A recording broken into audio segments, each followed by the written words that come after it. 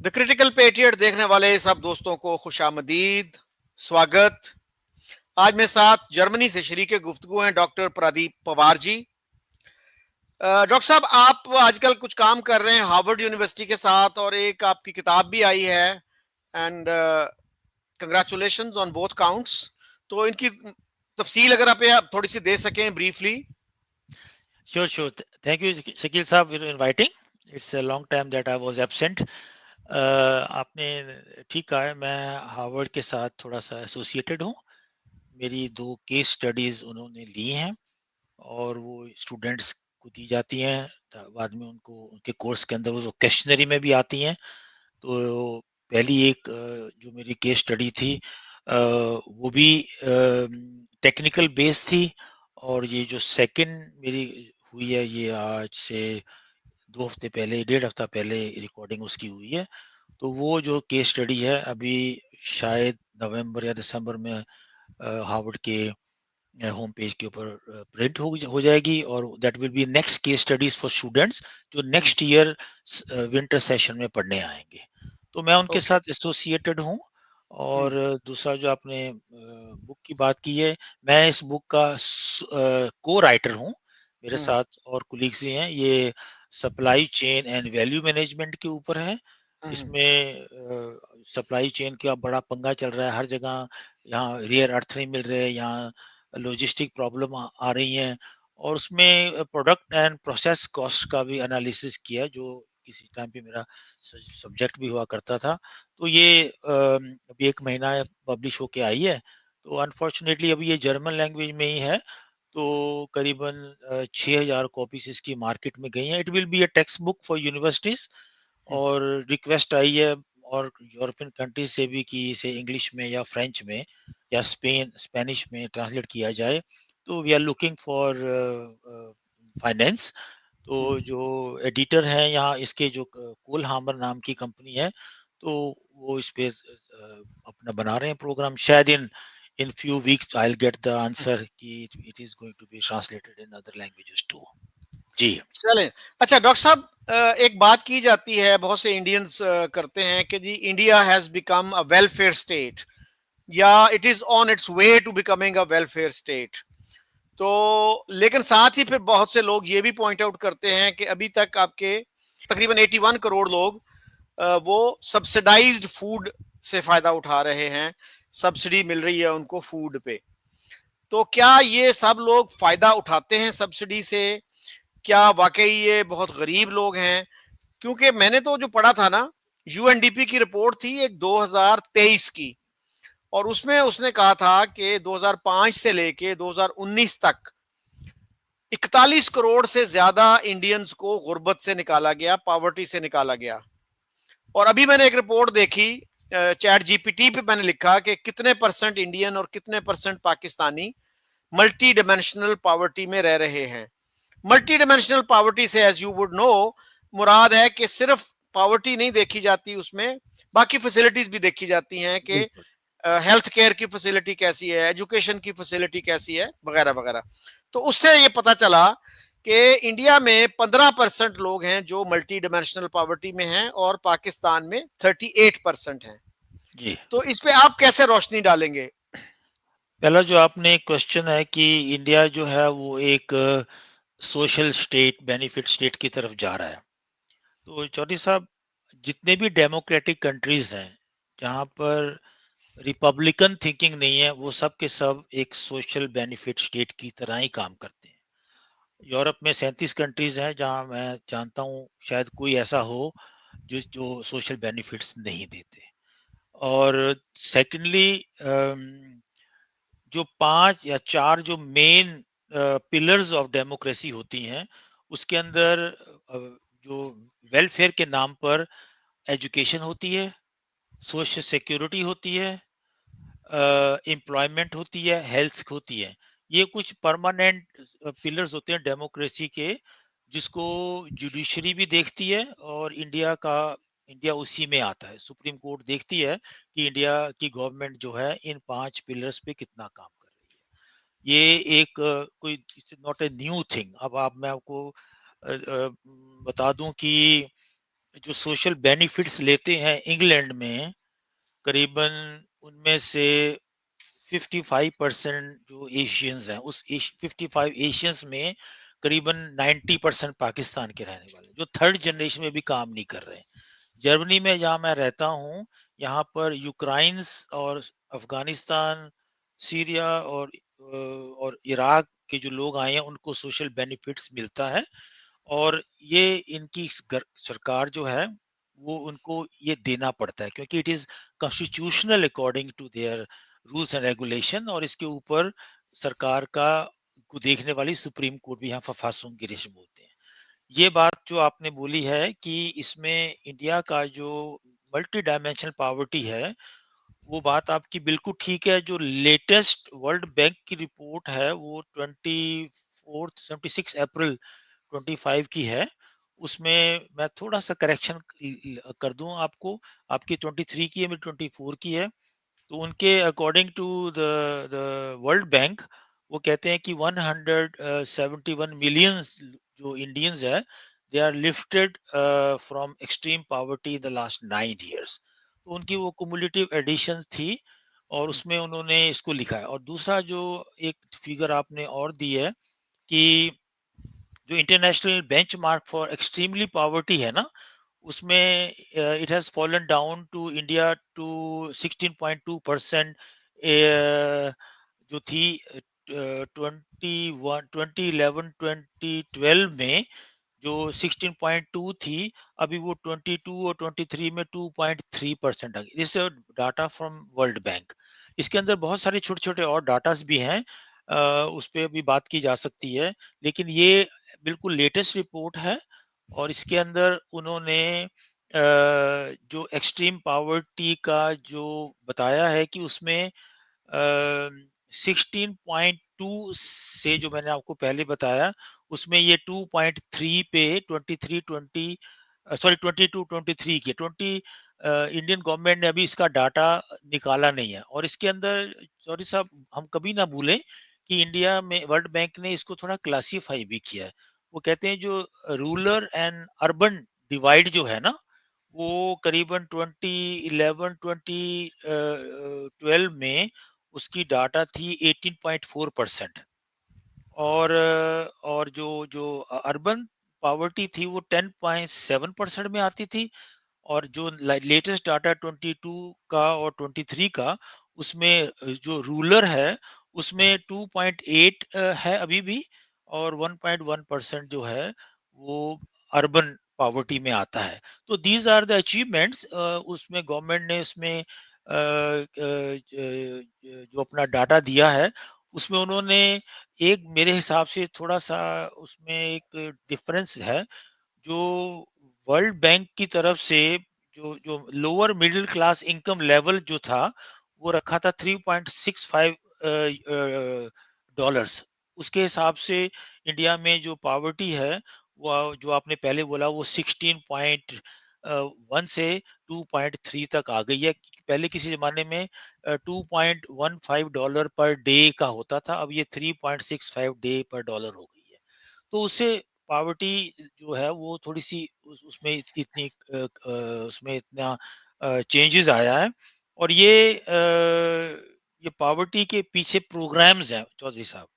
वो जो प्रोग्राम्स हैं, उसमें आपको हाउसिंग प्रोग्राम है, उसमें लाइफ इंश्योरेंस प्रोग्राम है, हेल्थ प्रोग्राम्स हैं, उसमें हाउसिंग प्रोग्राम्स हैं।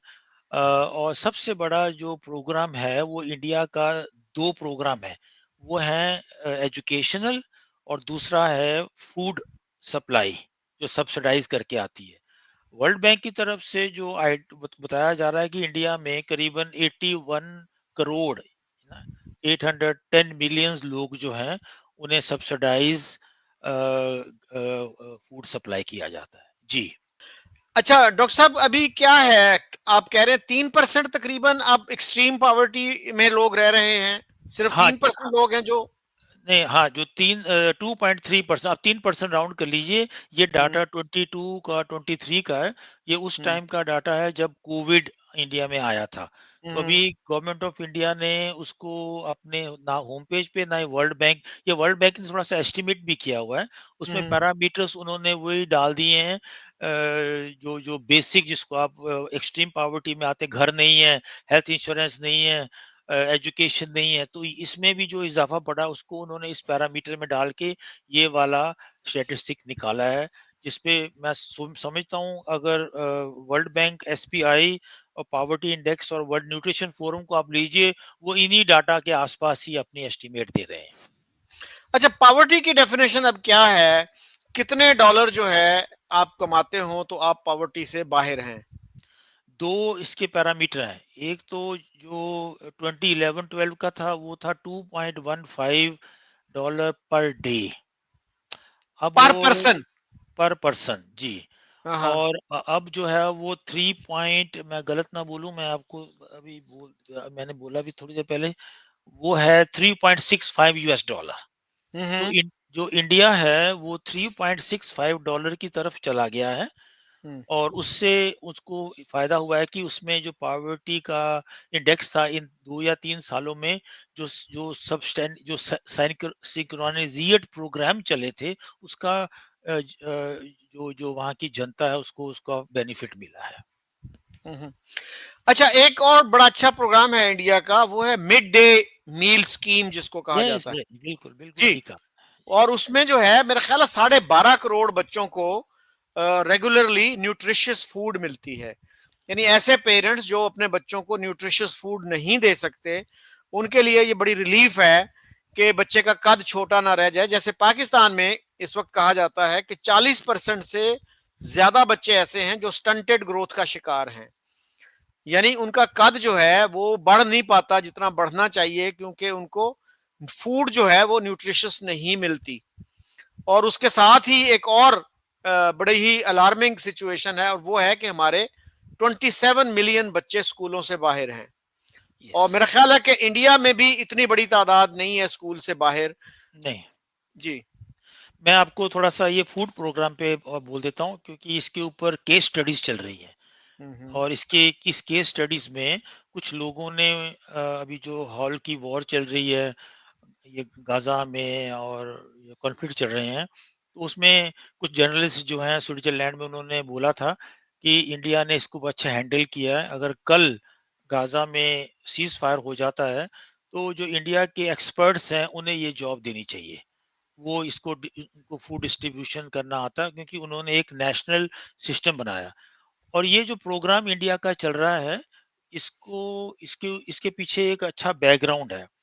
अब इंडिया का जो सिग्निफिकेंटली जो स्टॉकिंग नॉर्म है ग्रेन्स की, वो गवर्नमेंट ऑफ इंडिया ने फिक्स की हुई है 411.20 लैक्स मैट्रिक टन, लेकिन जो सेंट्रल पूल जो है उसके अंदर ये 608.75 लाख मैट्रिक टन जो है फूड ग्रेन वो स्टोर हुआ है। तो उन्होंने इंडिया वालों को प्रॉब्लम नहीं है फूड ग्रेन्स, राइस, पल्सेस वगैरह जो है उनको गरीबों तक पहुंचाने के लिए। तो उसके लिए उन्होंने वो टारगेटेड पब्लिक डिस्ट्रीब्यूशन सिस्टम्स तैयार किए हैं, जिसकी मैंने वो गाजा की बात की थी, वो कहते हैं ये लोग हैंडल कर सकते हैं। और वर्ल्ड बैंक वाले ही बोलते हैं कि जो नेशनल गवर्नमेंट स्कीम है जिसमें वो सब्सिडाइज फूड जो आपने अभी बोला है, उसमें जो जो डिफरेंट सेगमेंट्स के डिफरेंट पॉपुलेशन के हिसाब से उसकी डिस्ट्रीब्यूशन है, तो उसमें सबसे पहले जो आता है वो नेशनल फूड सिक्योरिटी एक्ट है। उन्होंने एक्ट बना दिया, उसको एनएफएसए बोलते हैं, तो उसमें वो बोलते हैं कि national food security act legally entitles up to 75% of rural population and 50% of urban population. Hmm तो वो जो 81 करोड़ की मैंने आपसे बात की थी वो इसमें आ जाती है। कुछ कंट्रीज ने आई थिंक न्यूट्रिशन फोरम वालों ने 84 बोला था, तो ये 3-4 रिसोर्सेज में वो 81 पर ही आए हुए हैं। तो ये जो टारगेटेड पब्लिक डिस्ट्रीब्यूशन सेंटर है, इन्होंने फिर इसके ऊपर सब्सिडीज जो राशन को दिया जाता है, वो 81 करोड़ में से 60 करोड़ जो है वो वुमेन्स हैं।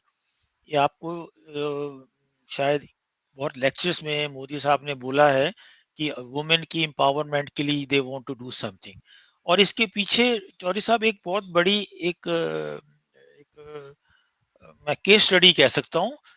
वो आज से 20 साल पहले किसी ने क्वेश्चन किया कि इंडिया इतना बड़ा कंट्री है, क्रिकेट वगैरह खेल लेते हैं, बाकी गेम्स में ये ज़ीरो है, हॉकी खेल ली, तो इसकी पीछे उसकी वजह क्या है? तो बहुत सारे एक्सपर्ट्स जो थे उन्होंने मिसेस सुषमा स्वराज को, जब she was the foreign minister, Davos के अंदर उनको उन्होंने एक एनालिसिस बना के दिया कि इंडिया की जो ओलंपिक्स में और सब जगह ना आने की वजह है इंडिया का न्यूट्रिशन प्रॉब्लम। जो उन्होंने बहुत सारे स्पोर्ट्स कॉलेजेस में जाके उसको एनालाइज भी किया और बोला कि इंडिया का यंग लड़का जो 18 साल की उम्र का है और एक लड़का जो है 18 साल का जर्मन का है, एक स्पेन का है या ग्रीस का है, वो करीबन 78 मिनट तक फील्ड के अंदर खेल सकते हैं। इंडिया का जो है वो 40 मिनट के बाद एग्जॉस्ट हो जाता है। इसके ऊपर बहुत सारी रिसर्च इंडिया में हुई कि हमें हमारी जो आने वाली जनरेशन है वो पॉवर्टी का शिकार बनेगी और हेल्थ का शिकार बनेगी और ग्रोथ का शिकार बनेगी, और अगर वो काम पे भी आएंगे तो एब्सेंट रहेंगे। इसके पीछे बहुत बड़ा एक टेम्पलेट लिखा गया जो 100-150 पेज का है। मैं उसकी आपको एक दो फोटोज खींच के भेज दूंगा। तो ये इसको मद्देनजर रख के उन्होंने बोला कि हमें डिफरेंट डिफरेंट प्रोग्राम स्टार्ट करने पड़ेंगे, हमने न्यूट्रिशन बढ़ानी है बच्चों की, और साथ साथ हमें ये भी देखना है कि एजुकेशन भी हो, हाउसिंग भी हो, हेल्थ भी हो, और इसी तरह से जो अटेंडेंस है स्कूल की बढ़ेगी और बच्चा तंदुरुस्त होगा तो उसका ब्रेन भी काम करेगा। तो it is a multi synchronised type of approach from India. उसमें बहुत सारे प्रोग्राम चलाए गए हैं। पहला मैंने आपको बोला कि नेशनल फूड जो है फूड, उसके बाद एक प्रधानमंत्री गरीब कल्याण जो है, उसके अंदर उन्होंने ये कोविड-19 में स्टार्ट हुआ था तो उसको उन्होंने और 5 साल के लिए एक्सटेंड कर दिया। तो इसके इसके लिए उनके जो डॉक्ट्रिन्स हैं वेरी सिंपल है। एक पहला डॉक्ट्रिन तो यही है कि एफिशिएंट फूड डिस्ट्रीब्यूशन होना, बहुत उसमें करप्शन होती है। सपोर्ट ऑफ वेनरेबल पॉपुलेशन होनी चाहिए, प्राइस जो है वो स्टेबल होना चाहिए, और न्यूट्रल सपोर्ट जो है वो लोगों को मिलनी चाहिए। तो उसके साथ साथ सेंट्रल गवर्नमेंट जो है उन्होंने जो जो जो गरीब कल्याण योजना थी उसके ऊपर कैबिनेट ने बैठ के डिसीजन लिया कि इसको थोड़ा सा अप्रोक्सीमेटली और बढ़ा दिया जाए। उसके ऊपर पूरी जो जो कॉन्सेंस है उसके ऊपर। और जो जो प्रधानमंत्री गरीब कल्याण योजना जो उन्होंने बनाई है, अन्न योजना कहते हैं उसके अंदर, उसमें उन्होंने बोला है कि जो free food grains per month जो है वो, जो बिल्कुल गरीब के जो है जो अफोर्ड नहीं कर सकते उनको पर 35 किलो पर फैमिली को मिलेगा। और जो उनमें से उन्होंने प्रायोरिटी भी रखी है कि ऐसे घर भी हैं जहां वो 35 किलो का राशन काम, यानी उसको उन्होंने 5 किलोग्राम पर पर्सन वो प्रायोरिटी हाउस होल्ड भी बना दिए गए हैं। और उसके अंदर एक और है, उसको बोलते हैं पोषण शक्ति स्कीम, वो भी उसके साथ ही सिंक्रोनाइज किया है। आप देख सकते हैं कि अन्न अंत्योदय अन्न योजना और ये कितने बड़े बड़े उन्होंने सिस्टम तैयार किए हैं। उसमें उन्होंने ये भी लिखा है कि एक गरीब आदमी जो है वो उसकी पॉवर्टी कब से स्टार्ट होती है। अब आप पूना में चले जाइए, बेंगलोर में चले जाइए, वहां पर जो फैक्ट्री में काम करने वाला आदमी है उसकी करीबन 31,000 रुपीज उसकी तनख्वाह है। उसको और बेनिफिट मिल जाते हैं, लंच वगैरह फ्री होता है। वही बिहार में 6,000 आदमी उसको मिलता है। तो there is it's a very big gap between. तो उसको कंटेन करने के लिए उन्होंने बोला है कि सरकार ये रखेगी 6 से लेके 10,000 वाला जो आदमी है उसको फूड ग्रेन जो है वो सब्सिडाइज मिलेगा। उसमें उसमें सब चीजें हैं। उसमें कैरोस दिया जलाने के लिए केरोसिन भी है। उसमें औरतों के लिए सिलेंडर भी है, घर में रोटी बनाने के लिए। राइस है, दाल है, पल्सेस है, कुकिंग ऑयल है, और इलेक्ट्रिसिटी है वो भी सब्सिडाइज है। तो इन सारे प्रोग्रामों को इसीलिए रखा है कि ये पॉवर्टी जो है वो धीरे-धीरे उस लेवल पे आ जाए, जहाँ पर हम लोग अपने आप को कह सकें कि we belong to developed nation. ये अभी काफ़ी लंबा सफ़र है चौधरी साहब, इसको टाइम लगेगा। क्योंकि पहले जो अगर आप तो बहुत जानी-जान हैं और इंडिया के ऊपर आपकी बड़ी नज़र है, ये सारे प्रोग्राम पहले जो थे, वो कभी कामयाब इसलिए नहीं हुए, सरकारों की नीयत ही नहीं थी इसको कामयाब करने की। वो क्या करते थे, ये एक बहुत बड़ा क्रिटिसिज़्म है जो यूरोपियन पार्लियामेंट ने भी बोला था जब अब्दुल कलाम यहाँ पर आए थे तो उनको बोला कि ये इंडिया के इतने बड़े इंटेलिजेंस लोग हैं, इंटेलिजेंट लोग हैं, तो ये प्रोग्राम आप लोगों ने फूड का, इलेक्ट्रिसिटी का, एजुकेशन का, तो उन्होंने बहुत अपनी सिंपल लैंग्वेज में बोला कि हमारे यहाँ जो पार्टीज़ हैं वो इलेक्शंस के पहले फ्रीबीज़ बाँटती हैं। अभी राहुल गांधी ने भी चमचा मारा था कि मैं हर एक औरत को 18,000 रुपया दूँगा। वो जब गई कांग्रेस के ऑफिस में 18,000 लेने की तो उसके पीछे कुत्ते दौड़ा दिए उनको, भगाया हुँ। उनको। ये ऐसे ही केजरीवाल औरतों को फ्री राइड करनी है। वो भूल जाता है कि खर्चा आ रहा है सरकार के ऊपर, जो औरत काम करती है, उसकी अच्छी पे है, वो तो किराया दे सकती है ना मेट्रो का, बस का। तो ये फ्रीबीज़ थी, इसको इस गवर्नमेंट ने कंटेन किया कि ये 2 दिन का खेल है, उसके बाद ये खत्म हो जाएगा। तो इसको मैं कंटिन्यूअसली रखना चाहता हूँ और इसी कंटिन्यूअसली के लिए उन्होंने ये तरह-तरह के प्रोग्राम बनाए हैं और बहुत सारी मिनिस्ट्रीज़ को उसके अंदर लेके आ गए हैं। उसमें एचआरडी भी आती है, उसमें मिनिस्ट्री ऑफ कॉमर्स भी आती है, उसमें मिनिस्ट्री ऑफ हाउसिंग भी आती है, उसमें मिनिस्ट्री ऑफ स्पोर्ट भी आती है। उन सबको उन्होंने सिंक्रोनाइज़ किया कि आप इन चीज़ों पर ध्यान दो और मुझे रिपोर्ट चाहिए और इंडेक्स आपके सामने है कि 171 मिलियन लोग जो हैं वो एक एक्सट्रीम पॉवर्टी से निकल के आए हैं। जब वो एक्सट्रीम पॉवर्टी से बाहर आ जाएँगे, तो वो फिर मिडल लोअर क्लास में आ जाएँगे। हाँ? जो बिल्कुल एक्सट्रीम पॉवर्टी में जिनको बिल्कुल फ्री राशन दिया जा रहा है, वो फिर जो है वो $3.65 वाली पॉवर्टी लाइन में आ जाएँगे। तो ये एक स्कीम है, मुझे लगता है कि 30-35 तक इंडिया जो है अपनी ये टारगेट जो उन्होंने अभी ढूँढा है, अगर इसी तरह से ये स्कीम्स चलती रही तो हो जाएगी। और अच्छा, डॉक्टर साहब, केजरीवाल ने, जो मैंने सुना कि उन्होंने मोहल्ला क्लिनिक्स बनाए, उनको आप स्क्रीनिंग क्लिनिक कह लें, और फिर बिजली जो है 300 यूनिट तक फ्री की, पंजाब में भी की, दिल्ली में भी की कि नहीं की? क्या था वो? वर देखिए दीज़ गुड स्टेप्स के नहीं थे? बिल्कुल नहीं, वो भी लोगों को भिखारियों बनाने वाली बात की उसने। हुँ, हुँ। यानी मंगता बना दो, काम कुछ करो ना, वेजेस हुँ, मिलेंगे। अब आप बड़ा शहर है, दिल्ली है, जहाँ पर केजरीवाल की सरकार थी।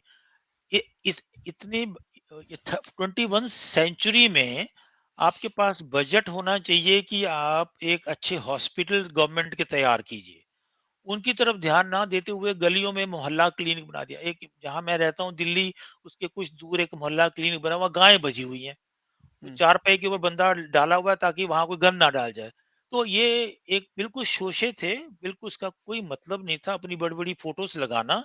और देखिए चौधरी साहब, जब शीला दीक्षित दिल्ली छोड़ के गई थी और केजरीवाल साहब चीफ मिनिस्टर बने थे, तब का दिल्ली का बजट और इसका देखिए, ये इसने 60% जो एग्जिस्टिंग बजट था उसको इसने खा लिया। फ्री में इलेक्ट्रिसिटी दी।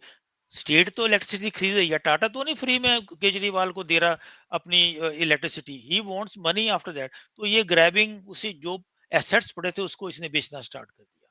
हुँ, और हुँ, मोहल्ला क्लिनिक इसका कोई खास खास खास कामयाब नहीं हुआ। अब इतना पैसा है तुम्हारे पास, जो एग्जिस्टिंग गवर्नमेंट स्कूल हैं और हॉस्पिटल्स हैं, उसमें आप सामान डालो।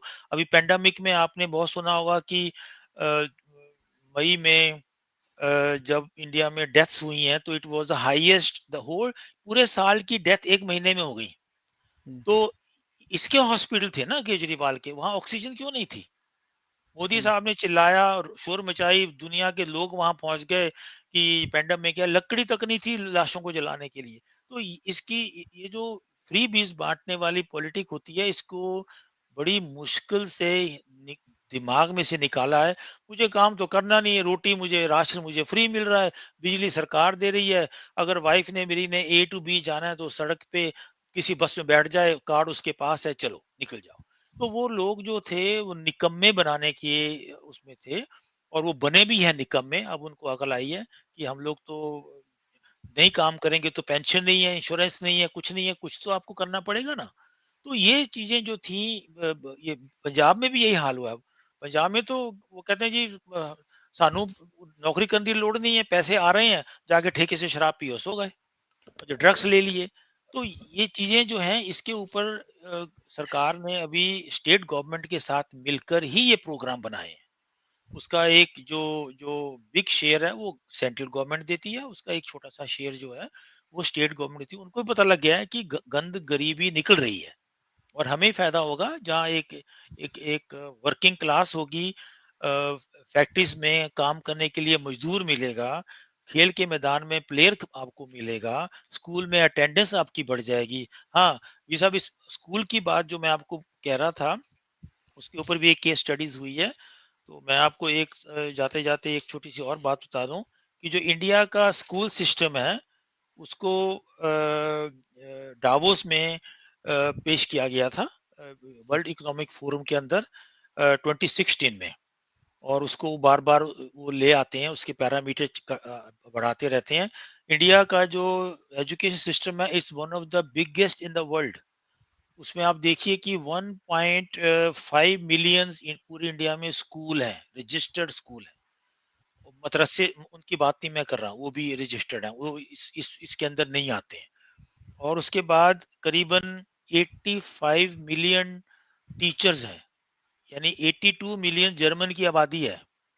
हम्म। इतने तो वहाँ पर इंडिया में टीचर्स ही हैं, और 250 मिलियन चिल्ड्रंस हैं। I am talking about the primary education of India.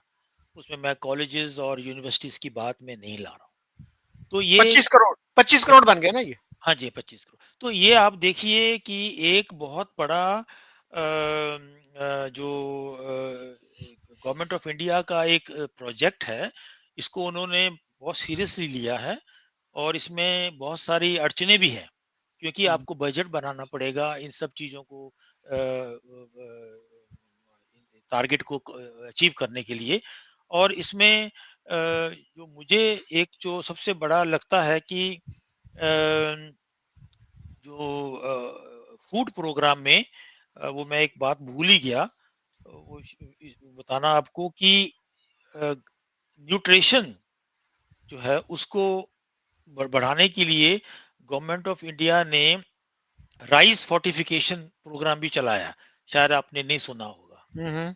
जो राइस फोर्टिफिकेशन प्रोग्राम है, उसमें उन्होंने राइस मिक्स किया है न्यूट्रिशन की सिक्योरिटी के लिए। उसमें उन्होंने फाइट अगेंस्ट अनेमिया, उसमें राइस में आयरन मिक्स किया है, आयरन कंटेंट। हम्म। और उसके बाद जो फर्टिल डेवलपमेंट एंड ब्लड जो जो फॉर्मेशन है उसको इंक्रीज करने के लिए उसमें फॉलिक एसिड को भी यूज किया गया है, मिक्स किया गया है उसमें। उसके बाद विटामिन B12 जो है, जो normal function of nervous system के लिए होता है, इन तीनों एलिमेंट को इन्होंने राइस फोर्टिफिकेशन में डाला है। और ये करीबन 406 लाख मैट्रिक टन जो है फोर्टिफाइड राइस है, ये पब्लिक डिस्ट्रीब्यूशन सेंटर के थ्रू घरों में बांटा जाता है, जिनके बच्चे छोटे हैं, जहाँ जिनके जिन जो बच्चे 5 साल से कम है, उनको ये कॉस्ट फ्री दिया जाता है। तो हम्म। दिया जाता है, इसकी वजह है कि इंडिया के पास ग्रेन है, इंडिया के पास फाइनेंशियल कैपेसिटी है, और एक ऑर्गेनाइजेशन टैलेंट भी है। हो सकता हो कि 10% जाता हो करप्शन में, लेकिन 90% तो पहुंच रहा है। और उसकी वजह आप देख सकते हैं कि जो जो जो एक जो जो जो मोर्टेलिटी रेट है वो कम हुआ है। और औरतों के लिए इन्होंने बहुत कुछ किया है, जो वुमेन एम्पावरमेंट के लिए, घर में जो चूल्हा जलाती थी उनको सिलेंडर फ्री में दिया जा रहा है, हम्म। टॉयलेट्स का आपने सुना ही होगा। तो ये ऑल ओवर जो वर्ल्ड बैंक ने ये पैरामीटर्स लिए हैं, उससे उन्होंने ये स्टैटिस्टिक बनाई है कि इंडिया जो है it is on the way to achieve a better life quality for millions of Indians in the coming years. Yeah, it's a hard job, and I hope that the government remains very sustainable to achieve these goals. और इसमें sabotage तो होता है। अभी इतनी बाढ़ आई है India में, नुकसान हुआ है झारखंड में, पंजाब में, हिमाचल में, बहुत लोगों का नुकसान हुआ है, पर इंडिया इज रिलैक्स्ड। वो कहते हैं ठीक है, जिनकी जानें गई हैं और नुकसान हुआ है, लेकिन हम वी विल बिल्ड इट, और भूखा कोई नहीं मरेगा, और किसी को तन पे कपड़ा जो है वो भी नहीं हम उतरने देंगे। तो ये गवर्नमेंट की कमिटमेंट है, और अपोजिशन बोलती उसका काम है, इसे कॉन्स्टिट्यूशनल कंट्री, वो बोले उसका, लेकिन लोगों को मालूम है कि ये और जो इंडिया का जो फूड सरप्लस कंट्री माना जाता है आज ना, the largest producer of milk world का, pulses, spices, and second largest producer of food grains, fruits, vegetables, cotton, sugar, tea, and farmed fish. और शकील साहब एक चीज उसको हम राउंड अप करेंगे, वर्ल्ड की बहुत सारी जो इंस्टीट्यूशंस हैं उनको गवर्नमेंट ऑफ इंडिया ने इनवाइट किया। मैं एक इंस्टीट्यूशन को पर्सनली जानता हूँ, वो हॉलैंड में है। उन्होंने पंजाब में, गुजरात में, राजस्थान में जो मिल्क प्रोड्यूसर्स हैं, गाय भैंसों वाले, उनके साथ मिल के काम किया। तो वो कहते हैं कि जो जो हैप्पी कू है, वो हैप्पी काऊ जो है वो ज़्यादा मिल्क देती है। तो मैं बड़ा हैरान हुआ, तो उन्होंने जो स्टेबल्स थे उनके अंदर म्यूजिक लगाया हुआ था, लाइट्स लगाई हुई थी, उनके चारे में उन्होंने इजाफा किया। तो ये जितने भी वर्ल्ड के फेमस प्रोड्यूसिंग कंट्रीज थे उनको बुलाकर इन्होंने फॉडर में चेंज लेकर आए हैं, रिहेबिलिटेशन में किया, वेटनरी के स्टेबिलिटी दी गई है। तो ये सब चीजें जो हैं ये शो कर रही हैं कि India is on the right way. ये ना हो कि बीच में हवा ना निकल जाए इनकी, और ये चलते रहेंगे तो इनका काम बड़ा आसान रहेगा। और जनरेशन आने वाली जो है उसके बारे में आज से 20 साल पहले या 15 साल पहले किसी खास लोगों ने ध्यान नहीं दिया। मेरे टाइम की मैं बात करता हूँ, ठीक है, मैं एक आर्मी ऑफिसर का लड़का था, वैसे हमें ये प्रॉब्लम नहीं थी। लेकिन हमारे घर में डोमेस्टिक सर्वेंट थे, हमें पता है वो कैसे लाइनों में लग जाते थे सुबह 5-5 बजे, और जाके राशन की दुकान पे कार्ड लेके जाना। अजी उन्होंने बाद में शेल्टर बंद कर देना, जी राशन खत्म हो गया। ये मेरी अपनी देखी हुई बातें, ये इंडिया में ऐसा अभी नहीं है। जी। बहुत अच्छा, अच्छा डॉक्टर साहब, प्राइम मिनिस्टर मोदी को आप कितने नंबर देंगे 100 में से for economic development and social welfare schemes?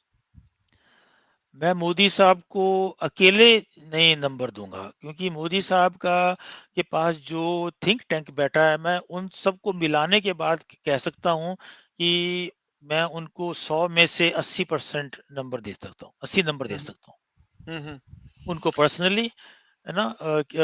मैं ये मार्कशीट में यकीन नहीं करता, लेकिन जो उनके जो प्रोग्राम्स हैं उनको देखते हुए मैं कह सकता हूँ वेरी करिस्मेटिक लीडर, विजनरी भी हैं, और उनकी टीम में काम करने वाले लोगों को मिलाकर मैं 80% 80 नंबर देता हूँ 100 में से।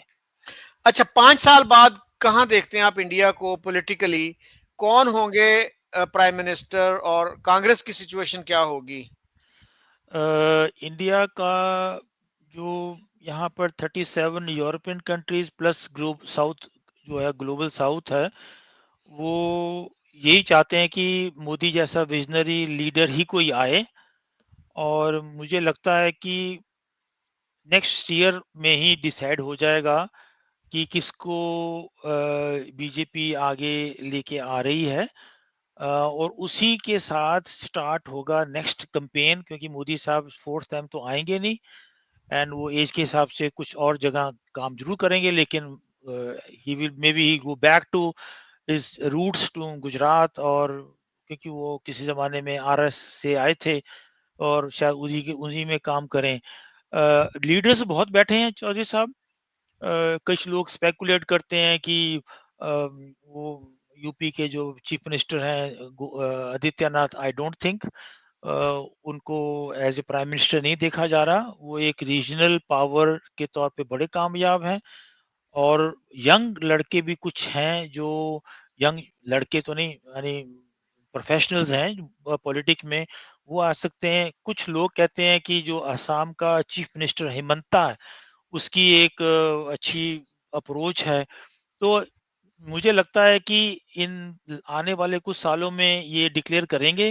मोदी साहब को भी इन्होंने 1 साल पहले ही डिक्लेयर किया था, जब इन्होंने इलेक्शंस के 1 साल पहले, और अब ये 1 साल पहले करें ना करें that I am not sure. हाँ, सेकंड क्वेश्चन आप कांग्रेस का कह रहे हैं, कांग्रेस की वैल्यू नहीं रही। कांग्रेस का जो एक पहले होल्ड होता था, वो लोगों को नजर आ गया। ये Congress party is not a Congress party, it's a family party. उसमें एक फैमिली बैठी हुई है, माँ जो है वो घोड़े की तरह खींच रही है, और ये जो लड़का है इसको अभी तक ये नहीं पता लगा कि मैं अपोजिशन का लीडर हूँ, मैं इंडिया का लीडर बन सकता हूँ, मैं यंग हूँ, मेरे में कोई एबिलिटी है। इसमें कोई एबिलिटी नहीं है। ये सिर्फ अपोजिशन के होते हुए सिर्फ अपोजिशन करता है हर चीज की, और इसको कोई शर्म नहीं है कि ये बाहर के कंट्रीज में जाके जो एंटी इंडियंस एलिमेंट्स हैं उसको ये मिलता है, और ये इंडिया में पार्लियामेंट में बोलने की बजाय ऑक्सफोर्ड में जाके वहाँ 10,000 का हॉल लेके ये वहां पर बोलता है। ये लोग भूलते नहीं है। कुछ हैं चमचे, इसके, सॉरी टू से ये word I don't want to use it, वो कांग्रेस के ब्लाइंड फेथ में रहते हैं। और आपको बड़ा सरप्राइज होगा कि इंडिया का एक बहुत बड़ा सिख तबका कांग्रेस के हक में बोलता है, जिनका सबसे ज्यादा नुकसान कांग्रेस ने किया। तो ये अनप्रिडिक्टेबल है चौधरी साहब। I am very sorry to say I can't give you very exact answer, is my personal opinion. इसके पीछे कोई मेरा एनालिसिस नहीं है, ये मेरा पर्सनल मैन है। अच्छा डॉक्टर साहब, ये बताइए आखिर में कि अमित शाह के कितने चांसेस हैं प्राइम मिनिस्टर बनने के? नहीं, बिल्कुल कंप्लीटली। अमित शाह साहब ने कुछ इन लास्ट कुछ महीनों में आप कह सकते हो अपनी रेपुटेशन को इतना ज्यादा शार्पली प्रेजेंट नहीं किया। Is a good narrative.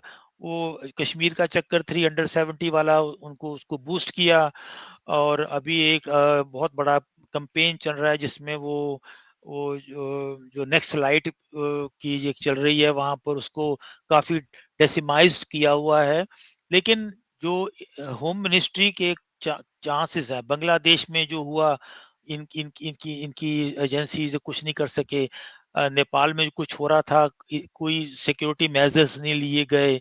और अभी एक सोनम वांगचुक जो है वो एनजीओ चला रहे थे, इतनी देर से इनकी नजर में नहीं था, उसने वही जेनजी वाला का एक सिस्टम चलाने की कोशिश लद्दाख में, अब उसको पकड़ लिया टेररिस्ट से उसके अंदर। तो अमित शाह जी का लगता नहीं है चांस हो कि ये मोदी साहब की सक्सेसर हो। I don't think. अचंबा हो जाए तो अलग से बात है।